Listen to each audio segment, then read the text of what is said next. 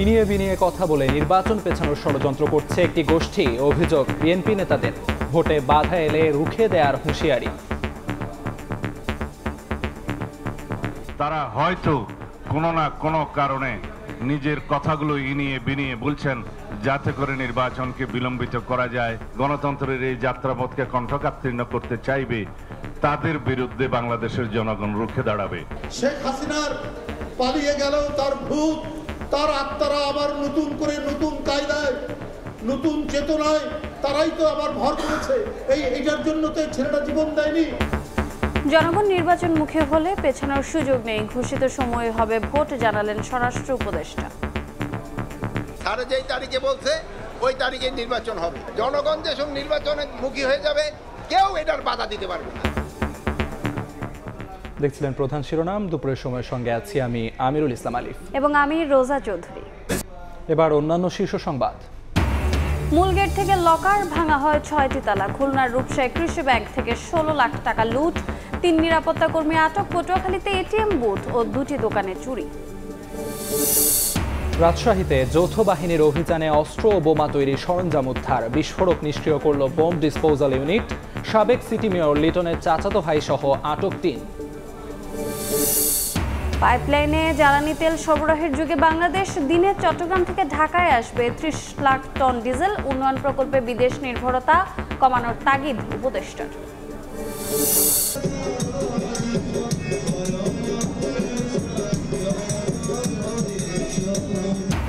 গীতা যজ্ঞে আহুতির মাধ্যমে শ্রীকৃষ্ণকে স্মরণ। জন্মাষ্টমী উপলক্ষে সারা দেশে বর্ণাঢ্য শোভাযাত্রা। মন্দিরে মন্দিরে ভক্তদের প্রার্থনা, দেশ ও জাতির মঙ্গল কামনা। এবং ট্রাম্প পুতিন 3 ঘন্টার বৈঠকে হয়নি কোনো চুক্তি। আলোচনায় অগ্রগতির দাবি দুই নেতার। সোমবার জেলেনস্কির সঙ্গে বসবেন মার্কিন প্রেসিডেন্ট।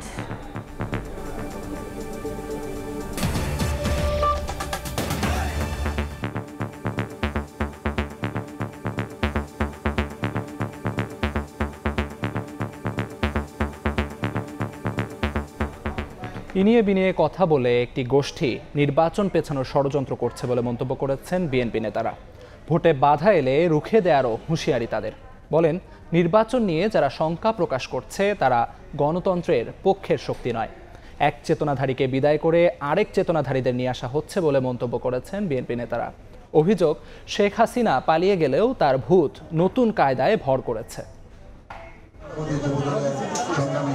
জুলাই অভ্যুত্থানের পর ত্রয়োদশ জাতীয় সংসদ নির্বাচন নিয়ে বেশ জলঘোলা হলেও ফেব্রুয়ারিতে ভোটের ঘোষণায় শঙ্কা কাটে অনেকটাই। তবে নির্বাচন নিয়ে নতুন করে রাজনৈতিক দলগুলোর মতপার্থক্যে বিবাদ মাথাচাড়া দিচ্ছে। নেত্রী বেগম খালেদা জিয়া আছে।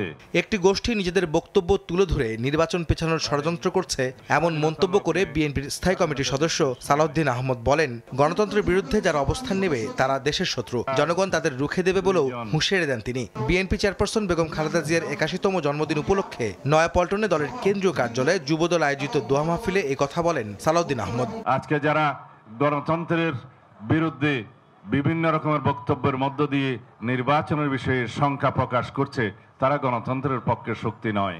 তারা হয়তো কোনো না কোনো কারণে নিজের কথাগুলো ইনিয়ে বিনিয়ে বলছেন যাতে করে নির্বাচনকে বিলম্বিত করা যায় অথবা বানচাল করা যায়।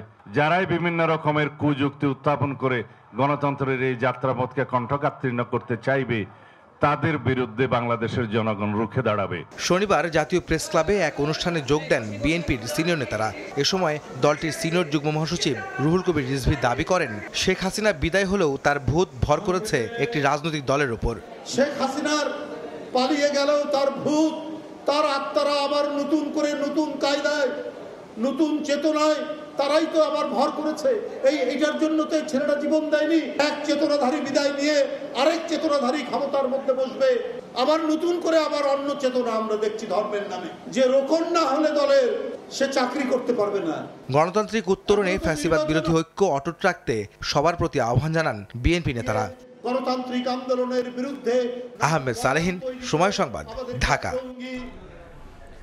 জনগণই মূল শক্তি। তারা নির্বাচনমুখী হলে কেউ নির্বাচন বন্ধ করতে পারবে না বলে মন্তব্য করেছেন স্বরাষ্ট্র উপদেষ্টা জাহাঙ্গীর আলম চৌধুরী। সকালে মোহাম্মদপুর কৃষি মার্কেট পরিদর্শন শেষে সাংবাদিকদের সঙ্গে কথা বলেন উপদেষ্টা। জানান, প্রধান উপদেষ্টার ঘোষিত সময়েই নির্বাচন হবে।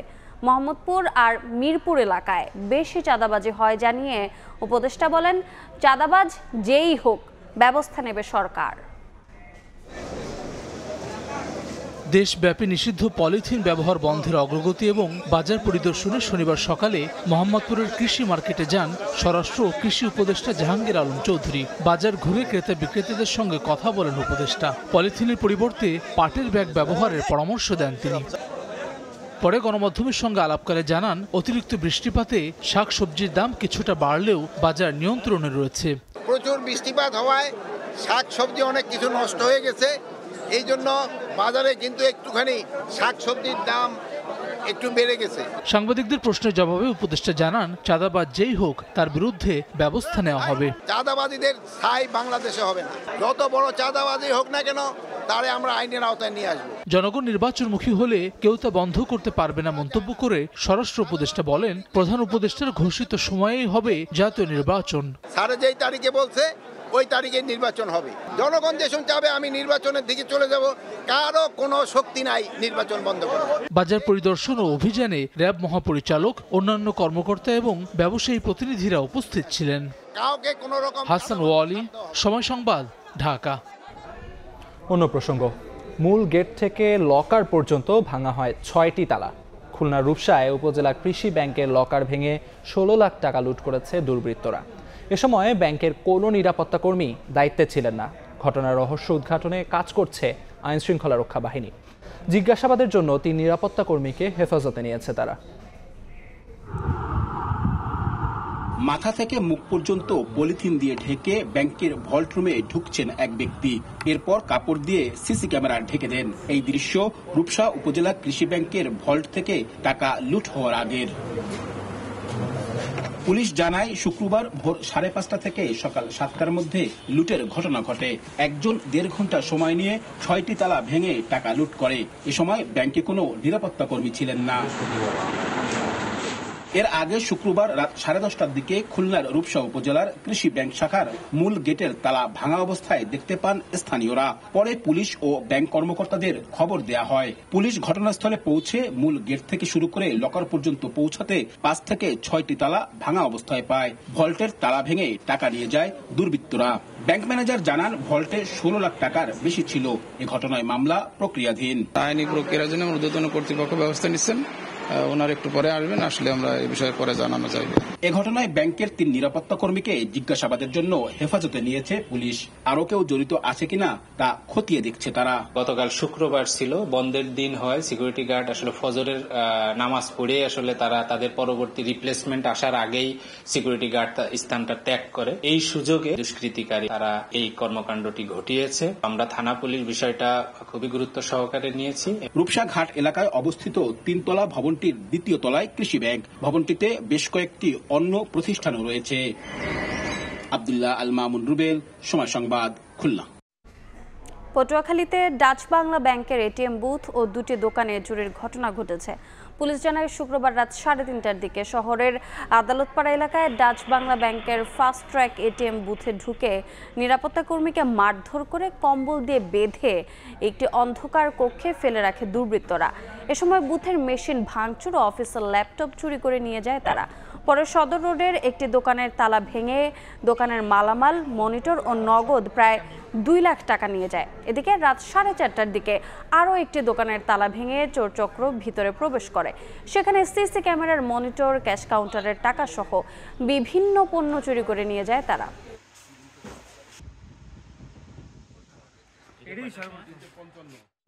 রাজশাহীতে যৌথ বাহিনীর অভিযানে একটি কোচিং সেন্টার থেকে অস্ত্র ও বিস্ফোরক তৈরির বিপুল সরঞ্জাম উদ্ধার করা হয়েছে। ঘটনাস্থলে গিয়ে বিস্ফোরক দ্রব্য নিষ্ক্রিয় করেছে বোম ডিসপোজাল ইউনিট। এ ঘটনায় সাবেক সিটি মেয়র AHM খায়রুজ্জামান লিটনের চাচাতো ভাই সহ 3 জনকে আটক করা হয়েছে।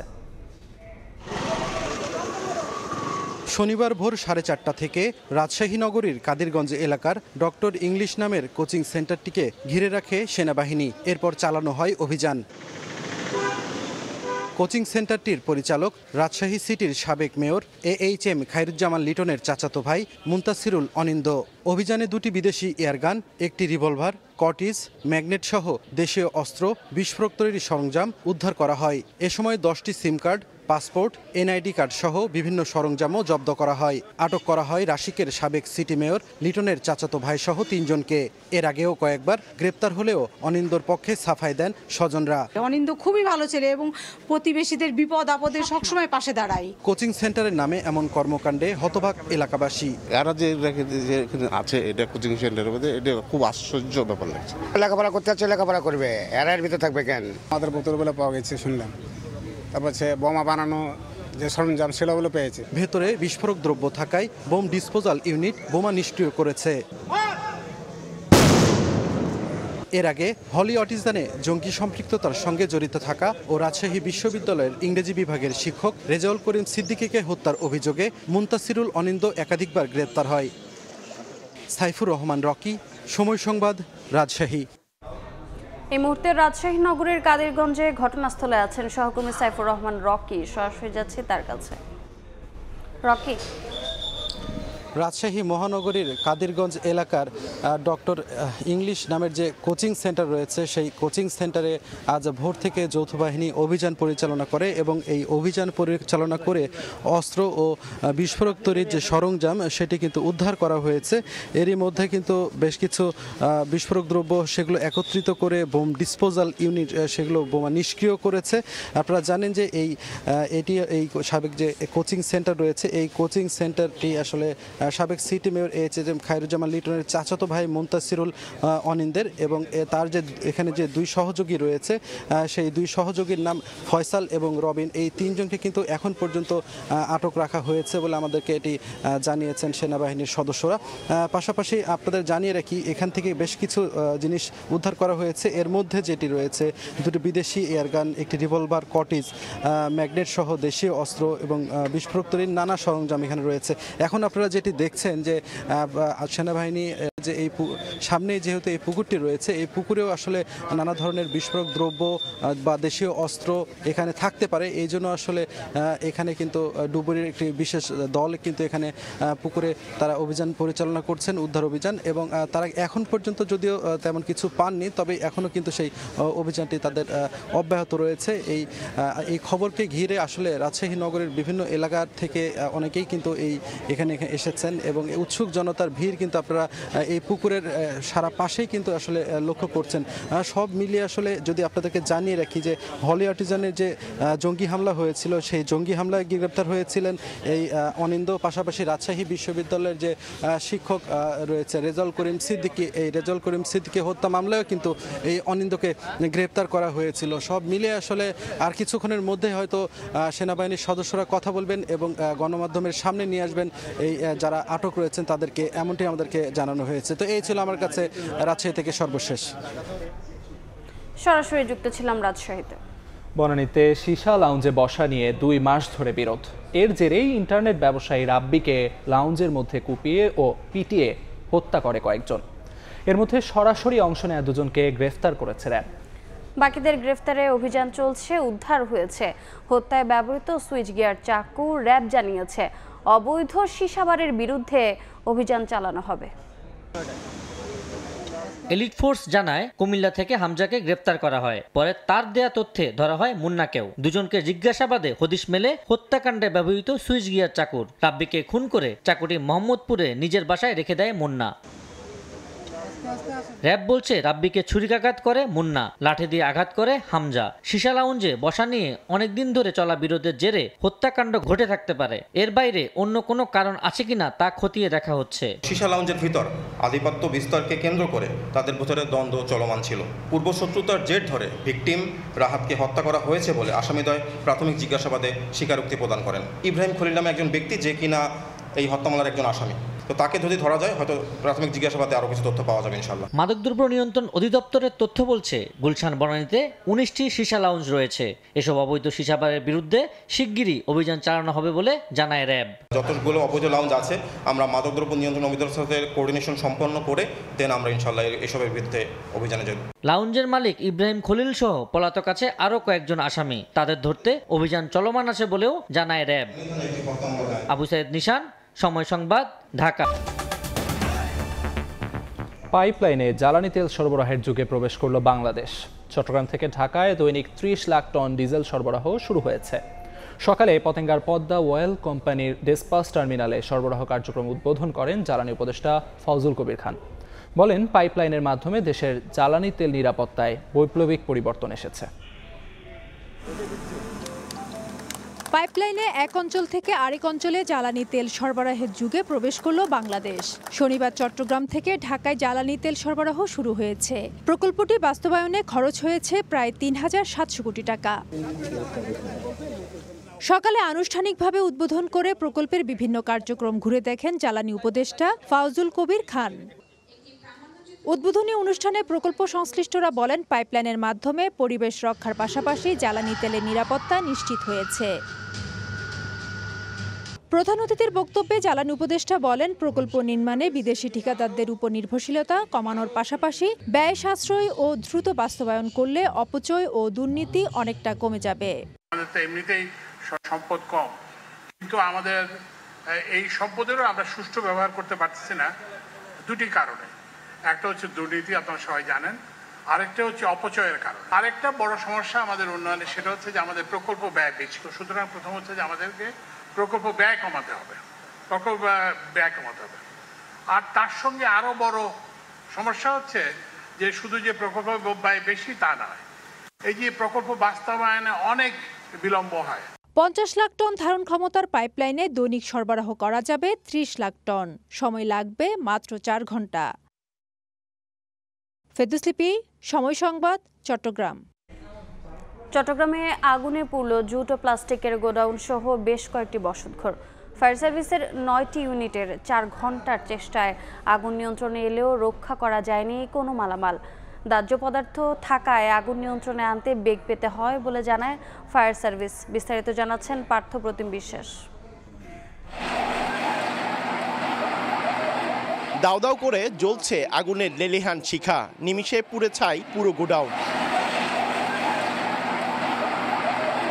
শুক্রবার রাতে চট্টগ্রাম নগরীর বাকলিয়া অ্যাক্সেস রোডে জুট ও প্লাস্টিকের গোডাউনে হঠাৎই আগুন লাগে। খবর পেয়ে ফায়ার সার্ভিসের 9টি ইউনিট ঘটনাস্থলে গিয়ে 4 ঘন্টার চেষ্টায় আগুন নিয়ন্ত্রণে আনে, কিন্তু ততক্ষণে পুড়ে ছাই গোডাউনের সব মালামাল। আগুন ছড়িয়ে পড়ায় আশেপাশের কয়েকটি বসতবাড়িও পুড়ে যায়, তবে কোনো হতাহতের ঘটনা ঘটেনি। এখানে তো মনে করলাম আপনার কিছু না, সবগুলো পুরো একদম ছাই গেছে। 300 গোডাউন 300 মাটির সাথে মিশে গেছে। আগুনের ভয় এত ছিল যে আমরা চেষ্টা 50 ফিট দূরত্ব থেকে আমরা থাকতে পারতেছি না। প্রায় আমরা 3 কোটি টাকা মতো শুধু সামার প্লাস্টিক গেছে, 1 কোটি টাকা গেছে সামার প্লাস্টিক, 3 কোটি টাকার ক্ষয়ক্ষতি হয়েছে। প্লাস্টিক, জুট ও দাহ্য পদার্থ থাকায় আগুন নিয়ন্ত্রণে আনতে বেগ পেতে হয় বলে জানায় ফায়ার সার্ভিস। বিশেষ করে প্লাস্টিক এবং কাপড়ের জুট যেগুলো রয়েছে, আপনারা জানেন সেই জুটের উপরে পানি যখন পড়তেছে, নিচের অংশটি কিন্তু পানি যাচ্ছে না, সেই জায়গায় আবার তাপ যখন হয় একটি নির্দিষ্ট সময় পর আবার সেখানে আগুন জ্বলতেছে। আগুন লাগার কারণ তাৎক্ষণিকভাবে জানাতে পারেনি ফায়ার সার্ভিস। পার্থ প্রতিম বিশ্বাস, সময় সংবাদ, চট্টগ্রাম। চাঁপাইনবাবগঞ্জে মাদ্রাসায় 2 শিশুর রহস্যজনক মৃত্যু হয়েছে। পরিবারের ধারণা, সাপের কামড়ে তাদের মৃত্যু হয়ে থাকতে পারে। ভোরে গোমস্তাপুর উপজেলা স্বাস্থ্য কমপ্লেক্সে চিকিৎসাধীন অবস্থায় তাদের মৃত্যু হয়। এর আগে ডুবার মোড় এলাকায় শেফালি বেগম মহিলা নুরানি হাফিজিয়া মাদ্রাসার শিক্ষার্থী তানিয়া ও জামিলা হঠাৎই অসুস্থ হয়ে পড়ে। তাদের হাসপাতালে নিয়ে যান শিক্ষক ও স্থানীয়রা। তবে মৃত্যুর সঠিক কারণ জানতে তদন্ত চলছে বলে জানিয়েছে পুলিশ। দুটো বাচ্চাকে নিয়ে হাসপাতালে নিয়ে আসলো, আসার পথেই তারা মারা গেছে। কিভাবে মারা গেল, খাদ্য বিষক্রিয়ায় না সাপের দংশনে না পোকামাকড় অন্য কিছু, এখন কনফার্ম না। তবে খাদ্য বিষক্রিয়া হবে না, হলে অন্যান্য শিশুরাও আক্রান্ত হতো, এটাও ভাবছি। এই জন্যই ময়নাতদন্তের পাঠানো হয়েছে, রিপোর্ট পর্যন্ত অপেক্ষা করছি। চিকিৎসা পেলে মানুষ বিদেশে যাবে না উল্লেখ করে আইন উপদেষ্টা আসিফ নজরুল বলেছেন, এখনই সচেতন না হলে $5 বিলিয়ন বাজার হাতছাড়া হয়ে যাবে। সকালে রাজধানীর শহীদ আবু সাইদ আন্তর্জাতিক কনভেনশন সেন্টারে বাংলাদেশ বেসরকারি হাসপাতাল এবং ডায়াগনস্টিক মালিক সমিতির বার্ষিক সাধারণ সভায় এ কথা বলেন তিনি। এ সময় তিনি চিকিৎসকদের প্রয়োজন ছাড়া রোগীদের টেস্ট দেয়া থেকে বিরত থাকার আহ্বান জানান। চিকিৎসা কর্মীদের সুবিধা বাড়ানোর পাশাপাশি বেসরকারি হাসপাতালের মান উন্নয়নে মুনাফার 10% পুনঃবিনিয়োগ করলে বাংলাদেশের মানুষ বিদেশে চিকিৎসার জন্য যাবে না বলেও মন্তব্য করেন আইন উপদেষ্টা। 4 বিলিয়ন 5 বিলিয়নের বাজার আপনারা নিতে পারেন না। বাংলাদেশে কোন মানুষটা বিদেশে যেতে চায়? ভারতে ব্যাংককে এমন মানুষও চিকিৎসা নিতে যায় যে জীবনে ঢাকা শহরেও আসে নাই। এখানে সেবা দিলে কখনোই মানুষ বিদেশে যাবে না, কোনো কারণই নাই। প্রশ্নই আসে না, যাবে না। পৃথিবীতে কোন জায়গায় হসপিটালে, প্রাইভেট ক্লিনিকে সবসময় ওষুধ কোম্পানির প্রতিনিধির জন্য নির্দিষ্ট টাইম থাকে ডাক্তারের, তা আপনারা ওষুধ কোম্পানির দালাল? ডাক্তাররা এই দেশে বড় বড় হসপিটালের ডাক্তাররা কি ওষুধ কোম্পানির মধ্যস্বত্বভোগী? কোন জায়গায় নামান আপনারা নিজেদেরকে? জামায়াতে ইসলামী পিআর পদ্ধতিতে নির্বাচন চায় বলে জানিয়েছেন দলটির সেক্রেটারি জেনারেল মিয়া গোলাম পরওয়ার। দুপুরে নড়াইলের জেলা পরিষদের হল রুমে এক অনুষ্ঠানে তিনি একথা বলেন। এখনকার বাস্তবতায় আমরা আগামী নির্বাচনকে সামনে রেখে এই পিআর পদ্ধতিতে নির্বাচন দাবি করেছি। পৃথিবীর 91টা দেশে এই পিআর পদ্ধতি চালু আছে। আমরা বলেছি বাংলাদেশের রাজনৈতিক এবং জনমানুষের আর্থসামাজিক অবস্থার উপযোগী করে যে পদ্ধতিটা এখানে অ্যাপ্লিকেবল সেটাই এখানে চালু করতে হবে। কিন্তু এর মূল ধারণা হচ্ছে যে নির্বাচনে প্রার্থী হবে দল, ব্যক্তি নয়। বুড়িগঙ্গা থেকে ধলেশ্বরী, ভরা বর্ষায় ঢাকার আশপাশের প্রতিটি নদী ফিরে পেয়েছে প্রাণ, তবে সবটুকুই ক্ষণিকের। শুষ্ক মৌসুমে আবারও এই নদী হবে দূষণের শিকার, হারিয়ে যাবে জীববৈচিত্র্য, এমনই শঙ্কা সংশ্লিষ্টদের। সব জানলেও জনবল সংকট কিংবা আইন শৃঙ্খলা পরিস্থিতির দোহাই দিচ্ছেন দায়িত্বশীলরা। ধ্রুব ব্যানার্জি রিপোর্ট, ছবি তুলেছেন মোহাম্মদ সালাউদ্দিন এবং মোবারক হোসেন শুভ। গহিনী গাঙ্গে দলাম পারি গাঙ্গে, ঠিক ঠিকানা পাইলাম না। এই রাগ বৃষ্টির আহ্বানে তানসেনের সেই মেঘমল্লার নয়, এই লহরী ভরা গাঙে মাঝির ভরাট কণ্ঠের, বাধ্য হয়ে যার সঙ্গী হচ্ছে কল্লোল। ভাবা যায় বুড়িগঙ্গাকে নিয়ে এমন উপমা, যে নদী দেখে আলেকজান্ডার, টলেমি কিংবা হিউয়েন সাংয়ের কলম দোর্দণ্ড প্রতাপে লিখেছে বাংলার সমৃদ্ধ ইতিহাস, সেই নদী আবারও হয়েছে নবযৌবনা। পানি একদম পরিষ্কার, পানিতে নদীতে গোসল করা যায়। তুরাগ, শীতলক্ষা, বালু কিংবা ধলেশ্বরী, আষাঢ় শ্রাবণের অঝোর ধারা যেন নদী কদম্বে করেছে প্রাণ প্রতিষ্ঠা। তিলোত্তমা ঢাকা হয়েছে স্রোতস্বিনী নদী বেষ্টিত পুরনো সেই প্রাণের শহর। কিছুদিন পরে পানিটা কমে যাবো, পচে যাবে পানি। ঢাকার আশেপাশের প্রতিটি নদীতে এখন টলটলে পানি। নগরবাসী খুব সহজেই তাদের দৈনন্দিন কাজকর্ম এই পানি দিয়েই সারতে পারছেন। প্রশ্ন হলো, বর্ষা মৌসুম শেষ হলে যখন শুকনো মৌসুম চলে আসে, তখন এই পরিষ্কার পানি কোথায় হারিয়ে যায়? রাজধানীর আশপাশের নদীতে প্রতি লিটার পানিতে থাকে মাত্র 0.5 থেকে 3.5 মিলিগ্রাম অক্সিজেন, যেখানে নিকষ কালো পানিতে হারিয়ে যায় নদীবক্ষের অপার সৌন্দর্য।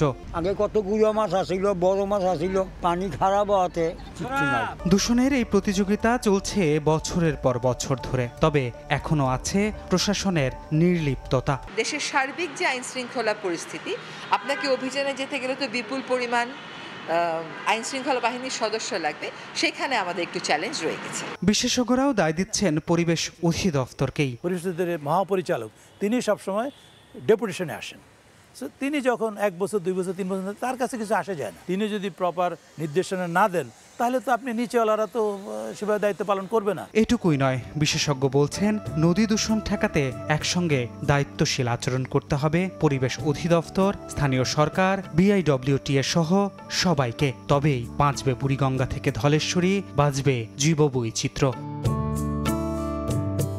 ধ্রুব ব্যানার্জি, সময় সংবাদ, ঢাকা।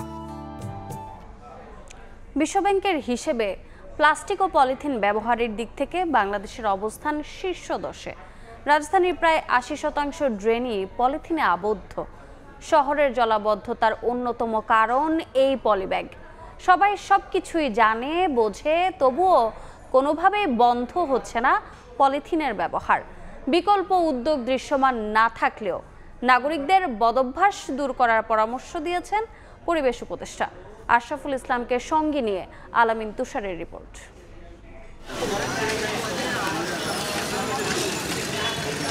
দোকানের তাক হয়ে ক্রেতার হাত ধরে তার বাড়ি, প্রয়োজন প্রায় শেষ। এবার এক গুচ্ছ ময়লা নিজের ভেতরে নিয়ে তার জায়গা ভাগাড়ে। কারো কারো ভাগ্যে সেটাও জোটে না, জায়গা হয় শহরের নালায়, নর্দমায় বা শহরের পথে প্রান্তরে।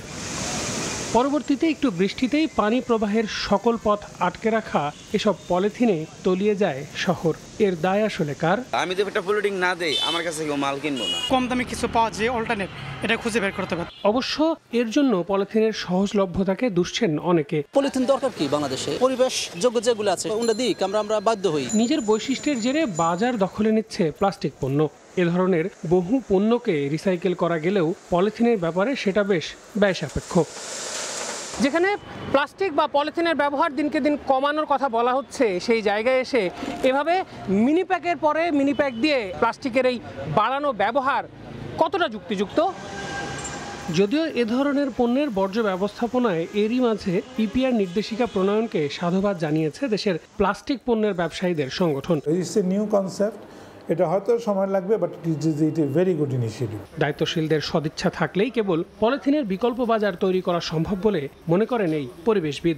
এর দায় পরিবেশ ও বন মন্ত্রণালয়কে অনেকাংশে বহন করতে হবে। কেউ যদি বলে, কেউ শুনে না, আপনি প্রয়োগ করেন। এ ধরনের ব্যাগের উৎপাদন বন্ধে সরকার তৎপর উল্লেখ করে পরিবেশ ও বন উপদেষ্টা বলছেন বিকল্প সমাজেই আছে। আমাকে সরকার কেন বিকল্প দিল না এটা চিন্তা করলে তো হবে না। আপনাকে অভ্যাস করতে হবে বাসা থেকে ব্যাগ নিয়ে যাওয়ার। যেখানে আপনার বুড়িগঙ্গা নদীর নিচে 5 থেকে 7 ফিট আপনার হচ্ছে পলিথিন, সেখানে এইটা শুনলে তো আমার হবে না। আমাকে আমার যে কাজটা সেটা করতেই হবে। 2002 সাল থেকে উৎপাদন নিষিদ্ধ হলেও তথ্য বলছে প্রতিদিন দেশের প্রায় 3000 কারখানায় 1,40,00,000 পলিথিন তৈরি হচ্ছে। আল আমিন তুষার, সময় সংবাদ, ঢাকা। আগ্রহীদের পদচারণায় মুখর হয়ে উঠেছে হজ ও ওমরাহ মেলা। নিবন্ধিত এজেন্সির মাধ্যমে বুকিং দিতে পেরে উচ্ছ্বাস জানান হজ গমনেচ্ছুরা। আয়োজকরা জানান, সৌদি সরকারের বাধ্যতামূলক ক্যাটারিং ও ডেডিকেটেড হজ ফ্লাইট বাতিল করা গেলে আরও কমবে খরচ। আগামী বছর হজে যেতে চান কলেজ শিক্ষক আফিয়া সুলতানা, সঙ্গে যাবেন বান্ধবী। তাই নির্ভরযোগ্য এজেন্সির খোঁজে এসেছেন হজ ও ওমরা মেলায়। এখানে আপনার মোটামুটিভাবে আমরা অথেন্টিক ট্রাভেল এজেন্সিগুলিকে পাবো, যাতে করে আমরা আপনার প্রতারিত না হই। তাদের মতো মেলায় ভিড় করছেন শত শত মানুষ। মধ্যস্বত্বভোগীদের হাত থেকে রেহাই পেতে নিবন্ধিত সব এজেন্সিকে একই ছাদের নিচে পেয়ে উচ্ছ্বসিত তারা। সরকারের অ্যাপ্রুভাল ছাড়া তো আর এখানে আসতে পারে নাই, তো সেই জন্য আমাদের এই কনফিডেন্স তৈরি হচ্ছে। খুবই ভালো, যাচাই বাছাই করা যায় তাদের পারফরমেন্স কেমন, তাদের ব্যবহার কেমন। সেনসিটিভ একটা ধার্মিক দৃষ্টিকোণ থেকে যদি আপনি দেখেন, তো এখানে আপনি কোনোভাবে প্রতারিত না হওয়ার জন্য এই প্ল্যাটফর্মটা আমি মনে করি খুবই ভালো। এবারের মেলায় অংশ নিয়েছে 150-র বেশি নিবন্ধিত প্রতিষ্ঠান। আগের তুলনায় বেশি সাড়া পাওয়ার কথা জানিয়ে এজেন্সিগুলো বলছে তাৎক্ষণিক বুকিংও সন্তোষজনক। মেলার মাধ্যমে অনেক সাড়া পাচ্ছি, ভিজিটররা আসছে অ্যাভেলেবেল, আলহামদুলিল্লাহ। ভবিষ্যতের যে যাত্রী তারা তাদের নাম ঠিকানা জোগাড় হচ্ছে, পাওয়া যাচ্ছে। যারা আর কি একটু মানে আপনার ভালো সার্ভিস পেতে চায়, একটু অথরাইজড বা আপনার সুনামধন্য এজেন্সিদের একটা সমন্বয় হচ্ছে, এখানে এসে আপনি একটা আস্থার জায়গা পাচ্ছে সবাই। আয়োজকরা বলছেন, সৌদি সরকারের বাধ্যতামূলক ক্যাটারিং ও ডেডিকেটেড হজ ফ্লাইট বাতিল করা গেলে কমবে হজের খরচ। বাড়ি ভাড়া ক্যাটারিং যদি মানে ওখানে আপনার মহালমের মাধ্যমে করতে হয়, তাহলে আমাদের কাজ আজকে আমাদের সিভিল এভিয়েশনের উপদেষ্টা মহোদয় আসবেন, আমরা এখানে দাবি জানাবো যে মিনিমাম 50,000 টাকা বাদ দিয়ে দেন 1,17,000 টাকা বা 1,20,000 টাকার ভিতরে এই যে ভাড়াটা নির্ধারণ হয়। মেলায় ব্যাংক ও আর্থিক প্রতিষ্ঠানের সহায়তা সম্পর্কেও জানতে পারছেন হজ গমনেচ্ছুরা। MS আরেফিন, সময় সংবাদ, ঢাকা। জন্মাষ্টমীতে মন্দিরে মন্দিরে চলছে নানা আয়োজন। সকালে ঢাকেশ্বরী জাতীয় মন্দিরে হয় গীতাযজ্ঞ। যজ্ঞে আহুতি দিয়ে শ্রীকৃষ্ণকে স্মরণ করেন সমবেতরা। সনাতন ধর্মাবলম্বীদের বিশ্বাস, এদিনই শিষ্টের পালন ও দুষ্টের দমনের জন্য ধরাধামে আবির্ভূত হয় দেবকীপুত্র শ্রীকৃষ্ণ। বেলা 3টায় ঢাকেশ্বরী প্রাঙ্গণ থেকে বের হবে শোভাযাত্রা। উদ্বোধন করবেন 3 বাহিনীর প্রধান।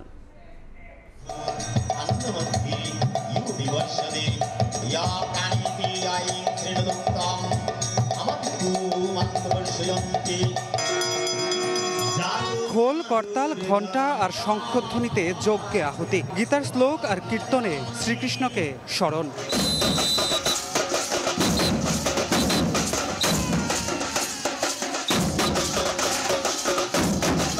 জন্মাষ্টমী উপলক্ষে রাজধানীর মন্দিরে মন্দিরে চলে এমনই উৎসব আয়োজন। হয়েছে শোভাযাত্রার মহড়া।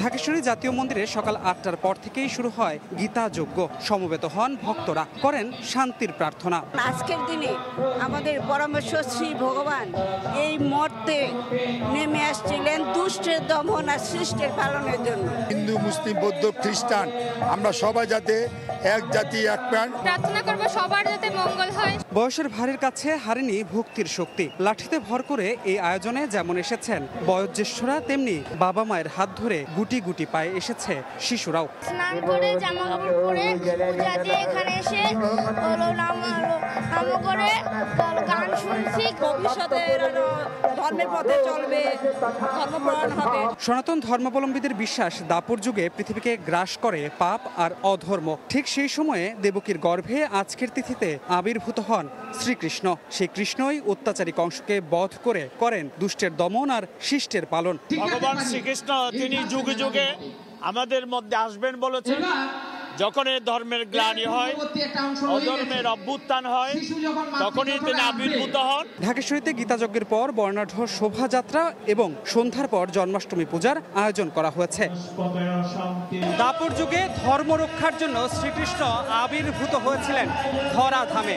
সনাতন ধর্মাবলম্বীদের প্রত্যাশা এবারও তার আশীর্বাদেই কেটে যাবে বিশ্বজুড়ে চলমান সকল অস্থিরতা। ধ্রুব ব্যানার্জি, সময় সংবাদ, ঢাকা। এদিকে আনন্দ উৎসবের মধ্য দিয়ে দেশের বিভিন্ন স্থানেও উদযাপিত হচ্ছে জন্মাষ্টমী। আনন্দ উৎসবের মধ্য দিয়ে বর্ণাঢ্য শোভাযাত্রায় অংশ নেন ভক্তরা। শিশু কিশোর থেকে শুরু করে বড়রাও শ্রীকৃষ্ণ ও রাধা রূপে সাজেন। এ সময় দেশ ও জাতির মঙ্গল কামনায় প্রার্থনা করেন ভক্তরা।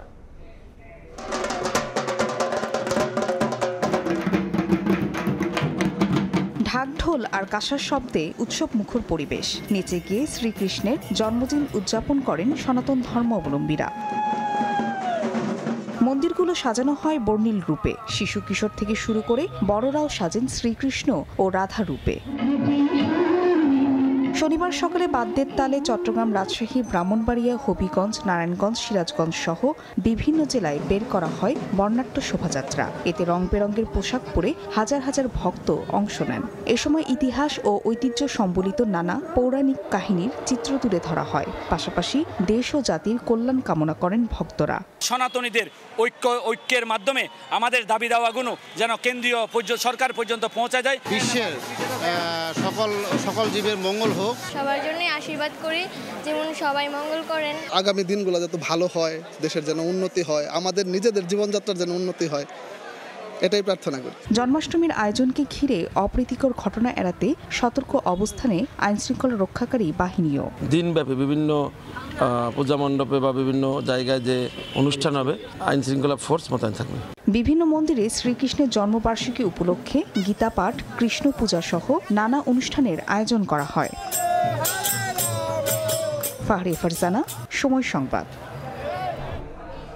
জন্মাষ্টমীতে নানা আয়োজনের সর্বশেষ খবর জানাতে এই মুহূর্তে চট্টগ্রামে আছেন শফিকুল আলম। সরাসরি যাচ্ছে তার কাছে। শফিক, শ্রীকৃষ্ণের জন্মদিন উপলক্ষে চট্টগ্রামে নানা আয়োজনে নানা কর্মসূচি নেওয়া হয়েছে। শ্রীকৃষ্ণ জন্মাষ্টমী উদযাপন পরিষদ বাংলাদেশ কেন্দ্রীয় সংগঠনের পক্ষ থেকে এই মুহূর্তে কিন্তু আমরা সাংস্কৃতিক অনুষ্ঠান দেখতে পাচ্ছি এবং কিছুক্ষণ পর ব্যারিস্টার রুবিনা ফারহানা এখানে আসবেন। সেখানে মাতৃ সম্মেলন হবে। বিকেলে কিন্তু 5টায় আমির খসরু মাহমুদ চৌধুরী আসবেন, সেটি হবে ধর্ম সম্মেলন।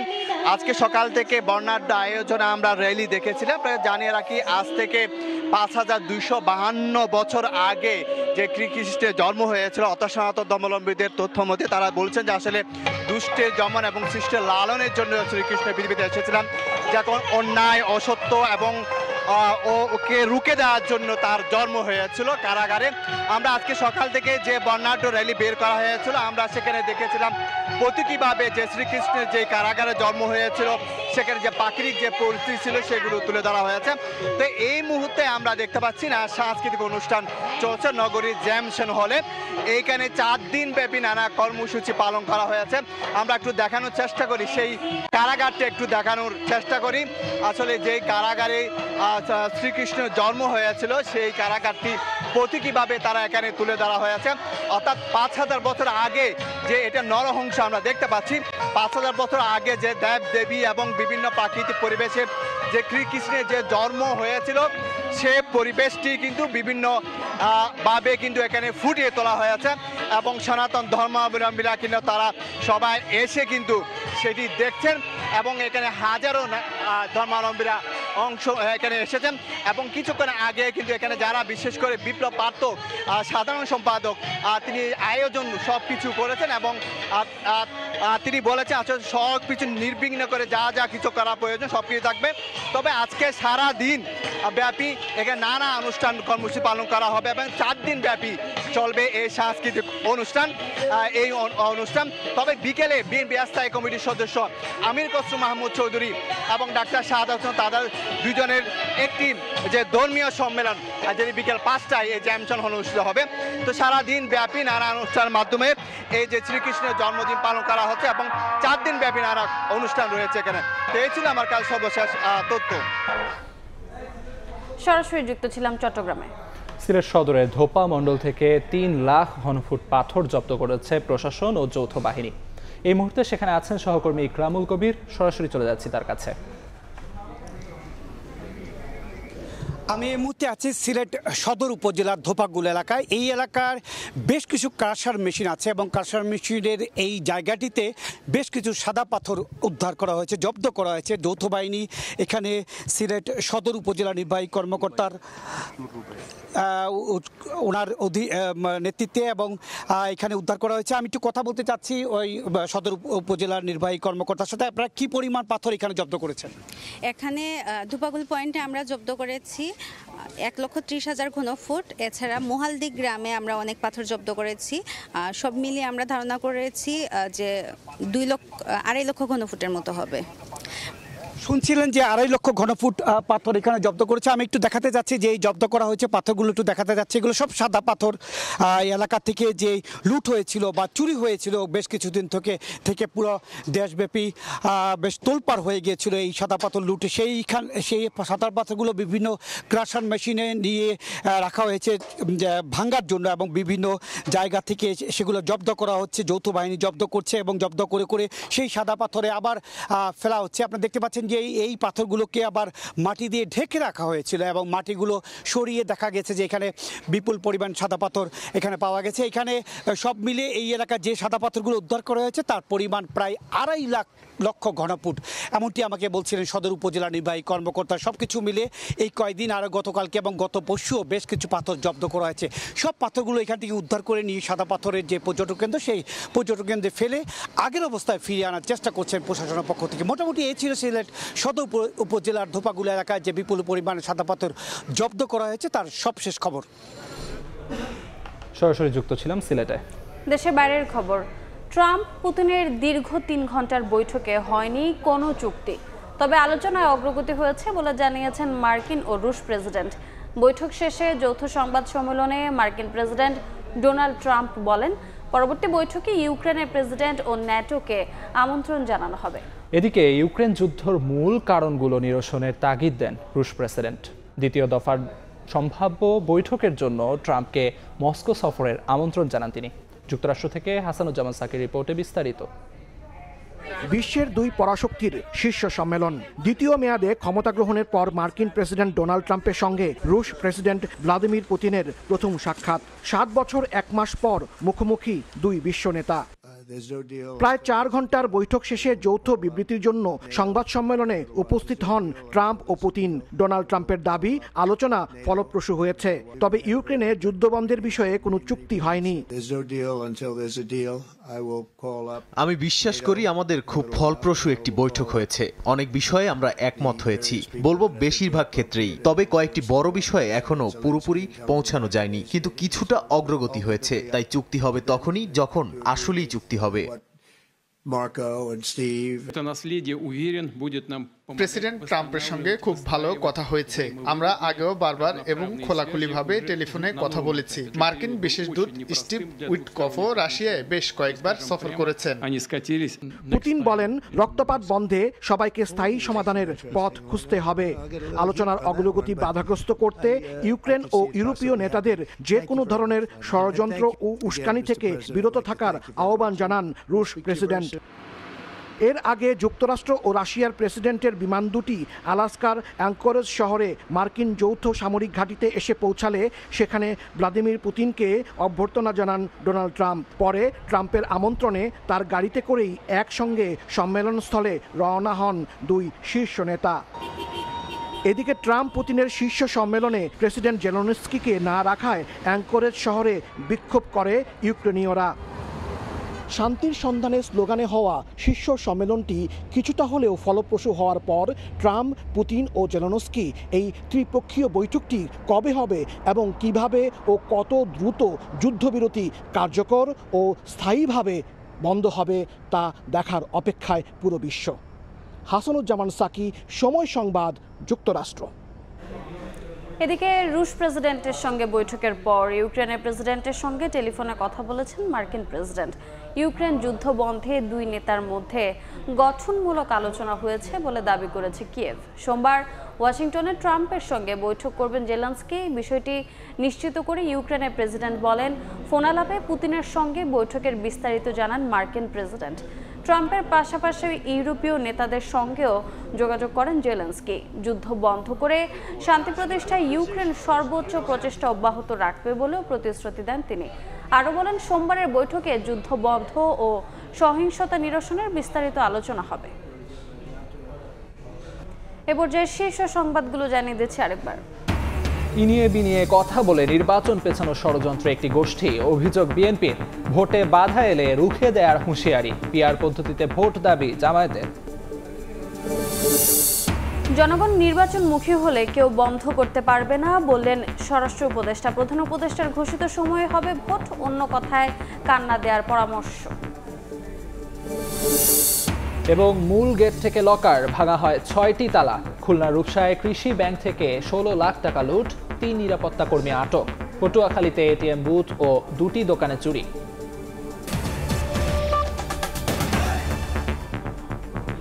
এই ছিল দুপুরের সময়। সঙ্গে থাকুন সময়ের।